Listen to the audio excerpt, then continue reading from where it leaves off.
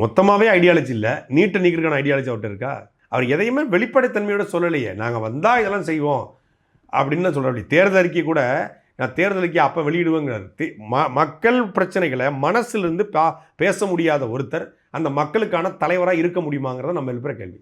ஒரு மக்களுக்கு பிரச்சனை, நீ அதையே என்ன பண்ணுறீங்க? உங்கள் கட்சி தேர்தல் அறிக்கை அதுக்கு ஒரு முன்னோட்டம் மாதிரி பேசினார். அந்த முன்னோட்டத்தை கூட எழுதி வச்சு பேப்பரை தான் வாய்ச்சார். வீட்டுக்கு ஒரு பைக்கு இருக்கணும், காரும் தான் இருக்கணும், வீடு கண்டிப்பாக அவசியம் அப்படிங்கிறத எழுதி வச்சு படிக்கிறாரு. கட்சியினுடைய கொள்கை தலைவர்கள் பெயரை கூட எழுதி வச்சு படித்தார். கட்சியினுடைய நாங்கள் என்ன செய்ய போகிறோம் அப்படிங்கிறது மதுரை மாநாட்டில் எழுதி வச்சு படிக்கிறாரு. ஏன் இவர் திருப்பரங்குன்றம் விஜய், திருமங்கலம் விஜய், மானாமதுரை விஜய் அப்படின்னு கொஞ்சம் எழுதி படிச்சுட்டு இருக்காப்புல. எழுதி வச்சு பண்ணி மக்கள் பிரச்சனையை, மக்களுடைய நீங்கள் கட்சியினுடைய கொள்கைகளை, கோட்பாடுகளை எழுதி வச்சு நீங்கள் படிக்கிறீங்க அப்படின்னா உங்களுக்கே தெரியல. அப்போ தான் வாங்கிட்டு வராரு. பின்னாடி இருந்து காவிரி பிரச்சனை, இந்த பக்கம் இருந்து ஆத்துமணல் பிரச்சனை, இங்கேருந்து 10 ரூபா பாலாஜி,